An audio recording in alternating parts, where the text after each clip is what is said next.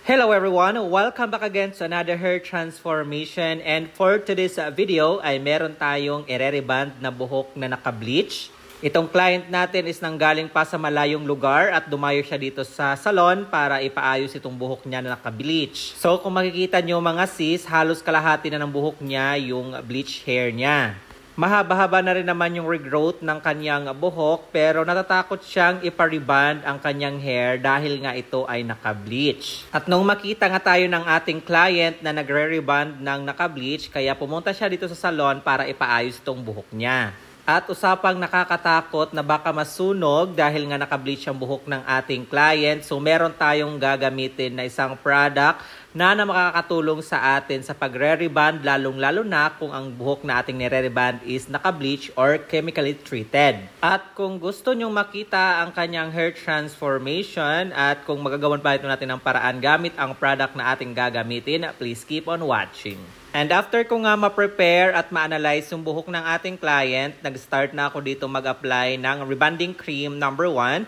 And since meron nga siyang regrowth bukod dun sa kanyang bleach hair, inuna ko munang in-applyan yung pinaka-regrowth niya or yung black parts ng kanyang hair. Pinaka-importanting unahin muna natin applyan yung regrowth bago isabay yung bleach part dahil masusunog po yan. So unahin natin i-process yung pinaka-regrowth before tayo mag-proceed doon sa bleach part. At bago tayo mag-proceed sa ating next na gagawin, disclaimer lang, all the procedure done here is for professional hairstylist only, at kung hindi naman kayo mga hairstylist or hairdresser at balak nyong paayos ang inyong buhok or mag-DIY sa inyong mga buhok, please lang, wag nyo pong gagawin. Mas maiging ipaubayan nyo lang po yan sa mga professional hairstylist or sa mga salon na malapit sa inyo. In short, no to DIY. Baka masira ang inyong mga buhok. Alright mga sis, habang nakaprocess yung rebanding cream 1 natin dyan sa regrowth parts, ay magpe-prepare tayo ng ating gagamitin naman doon sa bleach hair niya. So ang gagamitin natin ay itong L'Oreal Extenso Moisturist na for natural variant. Bali, ito yung in-apply ko doon sa ating regrowth parts.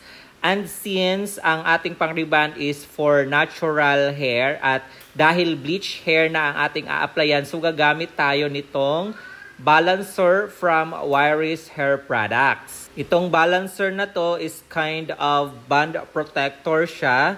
So, ihahalo natin siya dyan sa ating rebanding cream number 1. Itong balancer na ito ay merong active ingredients na coconut and avocado oil extract. Makakatulong daw ang balancer na ito na maprotektahan yung ating nire-reband, lalong-lalo na pag mga chemically treated. Kaya daw nitong protektahan ang buhok na hindi masira. So yan naman ang ating aalamin dito sa ating procedure na gagawin natin sa ating client's hair na naka-bleach. And after nga ma-process yung regrowth parts niya mga sis, syempre in-applyan naman natin yung bleach part niya gamit nga yung ating pang-reband na L'Oreal na merong halong balancer. And isa sa mga na-notice ko dito habang ina-apply ko yung ating pang-reband sa bleach hair, kaya nitong i-hold yung buhok na hindi siya mag-rubberize or magputol-putol.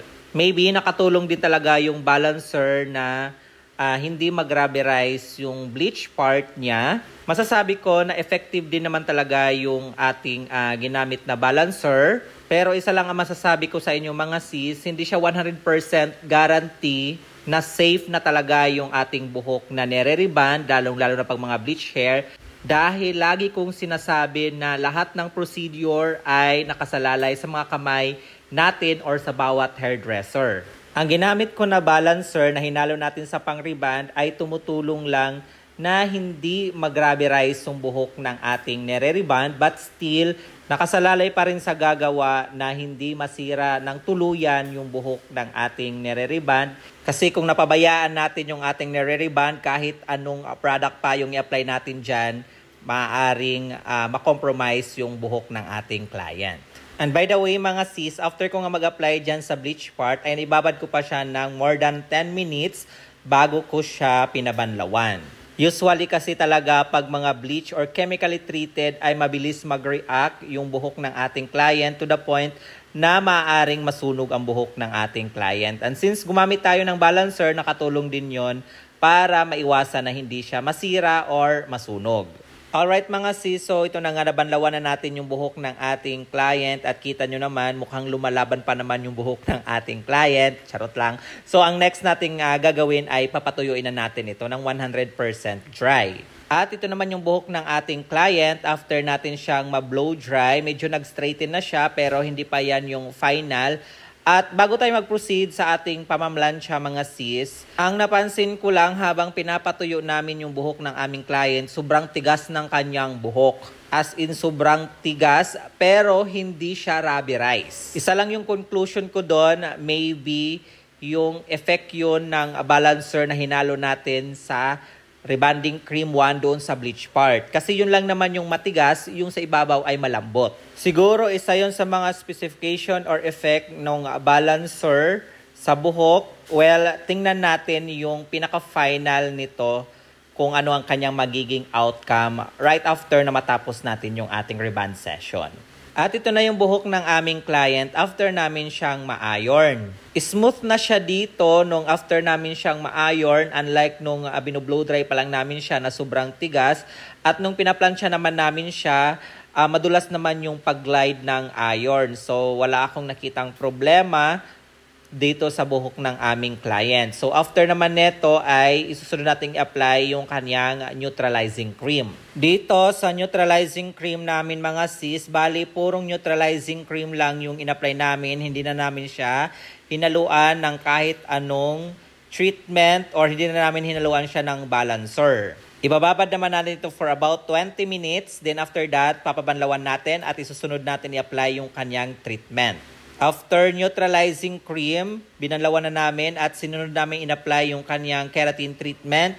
Babad ng 1 oras. After nyan ay proceed sa pag-blow dry. So after 1 hour nga na nakababad yung ating keratin treatment, binoblow dry na natin siya dito at tingnan natin yung pinaka-result nito nasa dulo ng video mga sis at yung after wash result kung ano yung naging resulta ng buhok ng ating client after niyang mapaliguan yung kanyang buhok. And by the way mga sis, doon sa ginawa nating procedure na ginamitan natin ng balancer na hinalo natin sa pang-rebond, abangan nyo sa ating mga next video dahil gagawan ko naman ng ibang way or procedure kung paano natin gamitin yung balancer sa mga buhok na chemically treated na for sure makakatulong din sa mga kapwa natin hairdresser.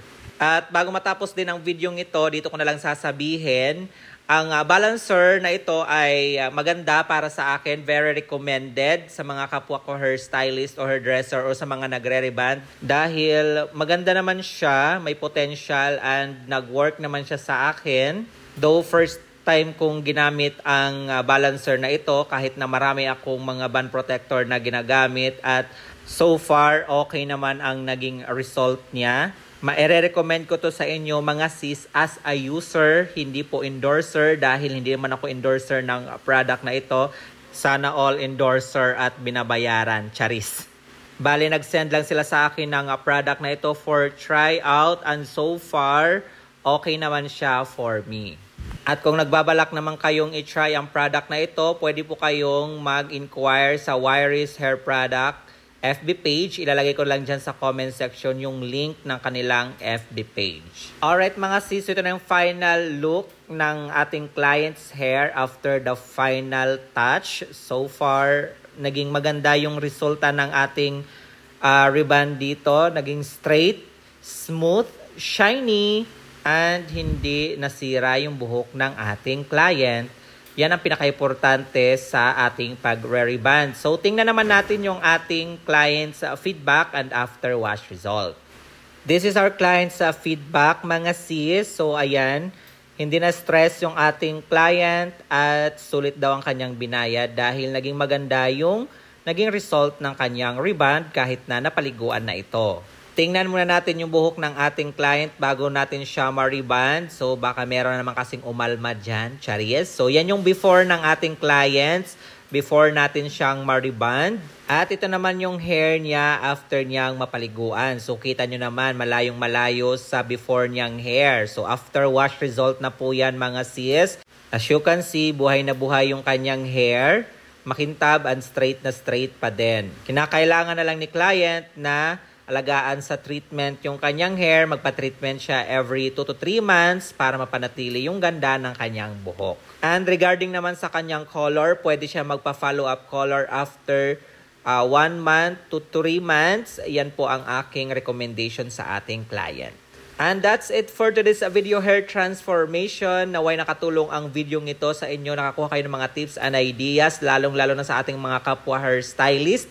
At kung nagustuhan nyo naman po ang video ito, please don't forget to follow our page, Chading, and subscribe to my YouTube channel, Chading. And please share this video to your friends. And that's it for this video. Thank you for watching. And this is Chading saying have a great hair day. Always mga sisilap until our next video. Bye!